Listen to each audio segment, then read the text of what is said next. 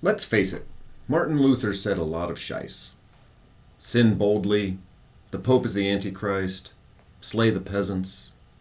But my favorite is this: reason is a whore. People who don't understand Luther think he was anti-rational. One philosopher declared, "For Luther, logic was a work of the devil. We are called to pray and worship, not to argue or think logically." Nice try, Kurt Wuchterl, but not even close. To begin with, Luther held human rationality in tremendously high regard. He wrote, "It is certainly true that reason is the most important and the highest in rank among all things, and in comparison with other things of this life, the best and something divine. It is the inventor and mentor of all the arts, medicine, laws, and of whatever wisdom, power, virtue, and glory men possess in this life. It is a son and a kind of God appointed to administer these things in this life." Reason and rationality are not bad, quite the opposite, but they have been corrupted. There's nothing wrong with logic, it's our twisted and dishonest use of it.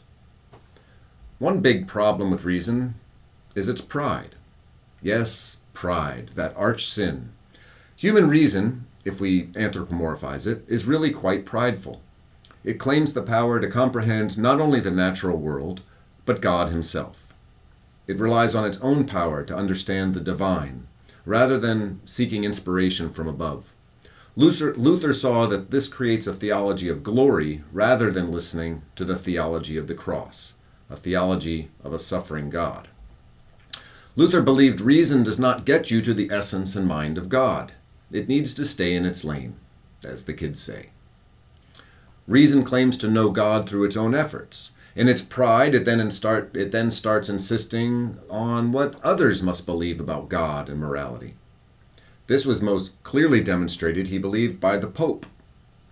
Luther wrote, "For the papal ass is such a great ass that it cannot and will not distinguish between God's word and human teaching, but holds them both as the same." Okay, so reason is cocky. It's full of pride. It needs to slow its roll, as the kids say. Reason needs to learn its limits. For Luther, God reveals the divine plan himself. But being prideful is rather different than being a whore.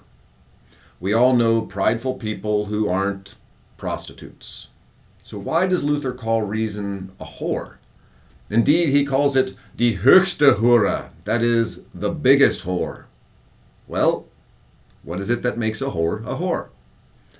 When we use the word metaphorically, we're using it to refer to certain attributes: faithlessness, disloyalty, duplicitousness, and a cheating nature. This is the essential problem with reason. It is faithless to its calling.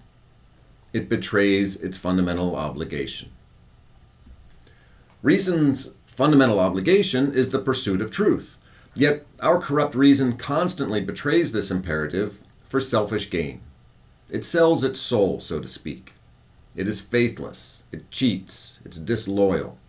It will compromise its integrity and ignore its obligation to truth in order to satisfy some lower craving for money or power or comfort or whatever lesser good is motivating it toward duplicity. When do we do this? All the frickin' time. You ever screw up a job, a test, accidentally cut someone off in traffic, mistake your friend for the devil and bludgeon him to death on the beach? Afterward, do we examine what happened logically and reach the rational conclusion that we made a mistake? Let alone apologize? Hell no. We blame the tool for making us slip. We blame the teacher for making a stupid test. We blame the other driver or the road itself. We explained that our friend was crazy anyway and it was kind of his fault. You ever notice that referees only make mistakes when their calls are against your team? Or try this one. Imagine I'm the guy reporting on the news this evening.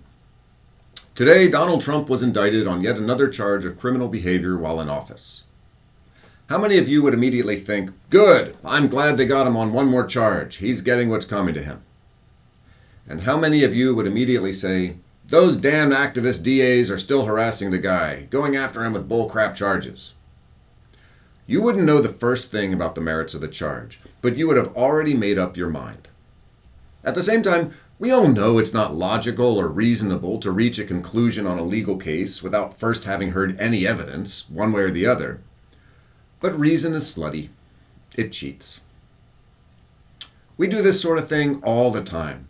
Psychologists today call this motivated reasoning. Luther called it whorishness. Why do we do this? Why do we let our reason take us down a path so obviously anti-rational? Well, cognitive dissonance is painful. Admitting a mistake and then needing to revamp your entire worldview? Not pleasant. Admitting the jerks on the other side were right all along? That really sucks. Our reason doesn't go out in pursuit of the truth. It goes out to reach a conclusion or confirm a conclusion that will make us feel better. Sometimes that's the truth, but too often it's, quite simply, a comforting lie. Compromising our principles can feel just so good, at least in the short term. And we're back in the realm of whores. As Jonathan Haidt points out, we don't look at a problem objectively, gather data, consider arguments, and make an informed objective decision. That's what Madam Reason should do, but she doesn't have enough integrity.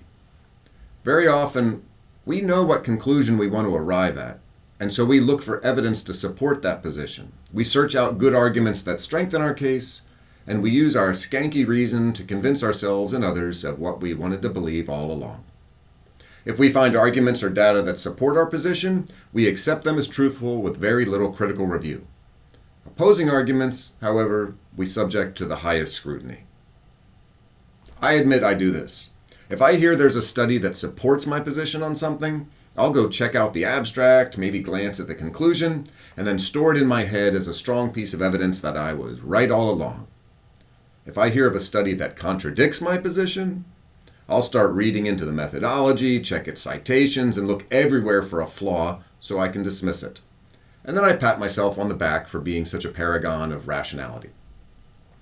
By the way, I highly recommend checking out Jonathan Haidt, Motivated Reasoning on YouTube. He's excellent. Now, this is not a question of intelligence or education. The so-called educated class, who have studied critical thinking and logic and the scientific method, we often believe that we are the epitome of objective rationality. We are often quite proud of our intellectual abilities and sure that we can get to the truth far better than the common folk. But it just ain't true. We think we're more rational than most, when there is evidence that the opposite is true. Academics can be even more flawed in their thinking because of their motivated reasoning. You can look up the research of Dan Kahan from Yale Law School for more about this. I'll admit that I was surprised and a little offended when I first heard that.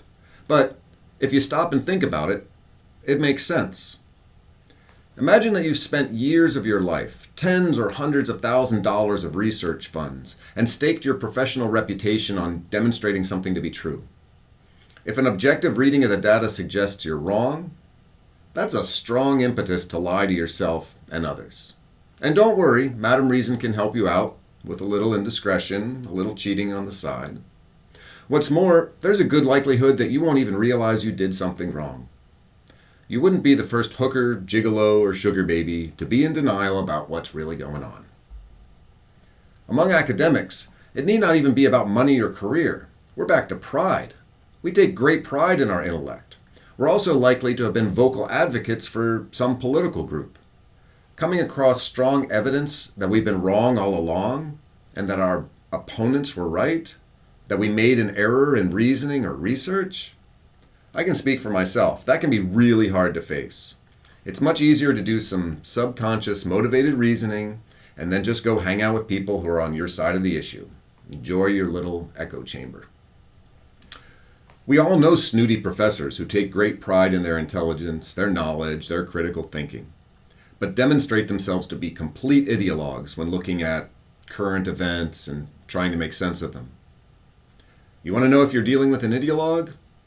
If he or she automatically knows the truth regarding the latest controversy, and it is always in keeping with the position of their own party orthodoxy, then you're probably dealing with an ideologue. Jonathan Haidt takes this in the direction of insisting on the importance of intellectual diversity.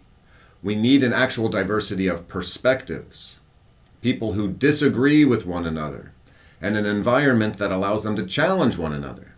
That's the best way to jettison the poor reasoning and flawed data that people are buying into.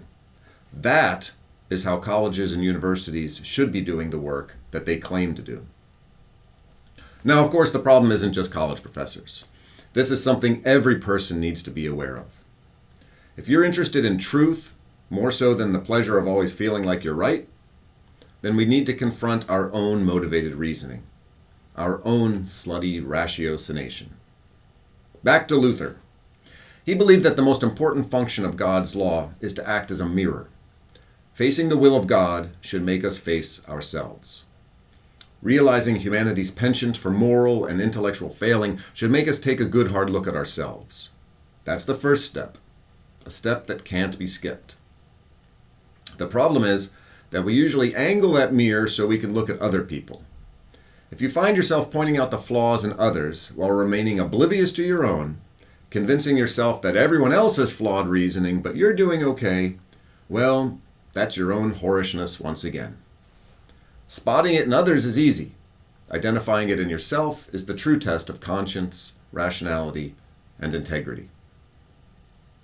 Now, if you're feeling a bit blue about your own skanky and debauched mind, I think we can finish this up on a high note. One other thing Luther would want all of us to keep in mind. Jesus cared about the well-being of whores.